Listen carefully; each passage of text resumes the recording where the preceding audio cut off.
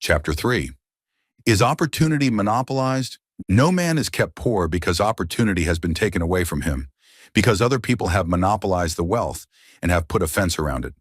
You may be shut off from engaging in business in certain lines, but there are other channels open to you. Probably it would be hard for you to get control of any of the great railroad systems. That field is pretty well monopolized. But the electric railway business is still in its infancy and offers plenty of scope for enterprise. And it will be but a very few years until traffic and transportation through the air will become a great industry, and in all its branches will give employment to hundreds of thousands and perhaps to millions of people. Why not turn your attention to the development of aerial transportation instead of competing with J.J. Hill and others for a chance in the steam railway world? It is quite true that if you are a workman in the employ of the Steel Trust, you have very little chance of becoming the owner of the plant in which you work. But it is also true that if you will commence to act in a certain way, you can soon leave the employ of the Steel Trust. You can buy a farm of from 10 to 40 acres and engage in business as a producer of foodstuffs. There is great opportunity at this time for men who will live upon small tracts of land and cultivate the same intensively. Such men will certainly get rich. You may say that it is impossible for you to get the land, but I am going to prove to you that it is not impossible, and that you can certainly get a farm if you will go to work in a certain way. At different periods, the tide of opportunity sets in different directions, according to the needs of the whole and the particular stage of social evolution which has been reached. At present, in America, it is setting toward agriculture and the allied industries and professions. Today, opportunity is open before the factory worker in his line. It is open before the businessman who supplies the farmer more than before the one who supplies the factory worker, and before the professional man who waits upon the farmer more than before the one who serves the working class. There is abundance of opportunity for the man who will go with the tide instead of trying to swim against it. So the factory workers, either as individuals or as a class, are not deprived of opportunity.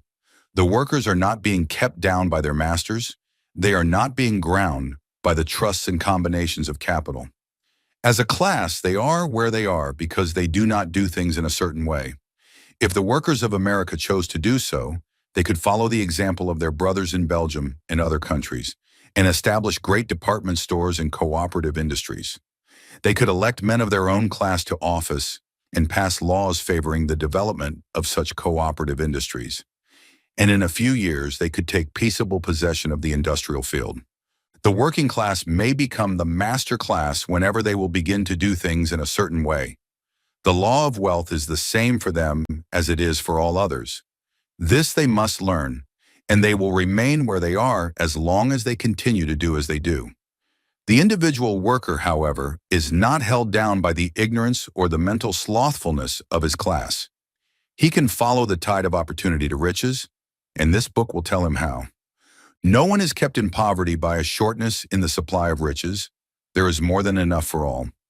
A palace as large as the Capitol at Washington might be built for every family on earth from the building material in the United States alone. And under intensive cultivation, this country would produce wool, cotton, linen, and silk enough to clothe each person in the world finer than Solomon was arrayed in all his glory, together with food enough to feed them all luxuriously. The visible supply is practically inexhaustible, and the invisible supply really is inexhaustible. Everything you see on earth is made from one original substance, out of which all things proceed.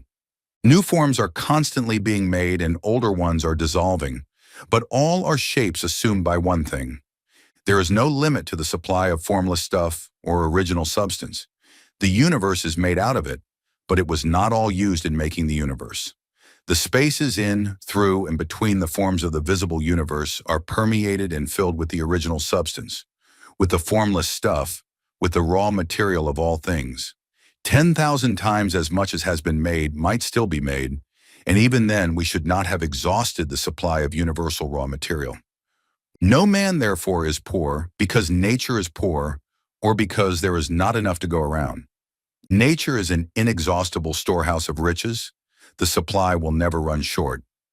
Original substance is alive with creative energy and is constantly producing more forms. When the supply of building material is exhausted, more will be produced.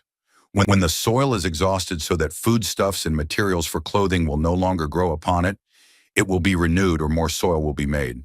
When all the gold and silver has been dug from the earth, if man is still in such a stage of social development that he needs gold and silver, more will produce from the formless. The formless stuff responds to the needs of man. It will not let him be without any good thing. This is true of man collectively. The race as a whole is always abundantly rich, and if individuals are poor, it is because they do not follow the certain way of doing things which makes the individual man rich. The formless stuff is intelligent. It is stuff which thinks. It is alive and is always impelled toward more life. It is the natural and inherent impulse of life to seek to live more. It is the nature of intelligence to enlarge itself and of consciousness to seek to extend its boundaries and find fuller expression. The universe of forms has been made by formless living substance, throwing itself into form in order to express itself more fully. The universe is a great living presence, always moving inherently toward more life and fuller functioning. Nature is formed for the advancement of life. Its impelling motive is the increase of life. For this cause, everything which can possibly minister to life is bountifully provided. There can be no lack unless God is to contradict himself and nullify his own works.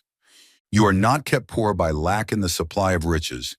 It is a fact which I shall demonstrate a little farther on, that even the resources of the formless supply are at the command of the man or woman will act and think in a certain way.